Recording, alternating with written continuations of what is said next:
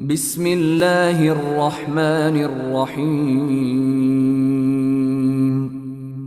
পরম করুণাময় ও অসীম দয়ালু আল্লাহর নামে শুরু। তাব্বাত ইয়াদা আবি লাহাবিন ওয়া তাব। আবু লাহাবের হস্তদ্বয় ধ্বংস হোক এবং ধ্বংস হোক সে নিজে। মা আগনা আনহু মালুহু ওয়া মা কাসাব। কোনো কাজে আসেনি তার ধন সম্পদ ও যা সে উপার্জন করেছে। সায়াসলা নারান যাতা লাহাব। সত্তরই সে প্রবেশ করবে লেলিহান অগ্নিতে।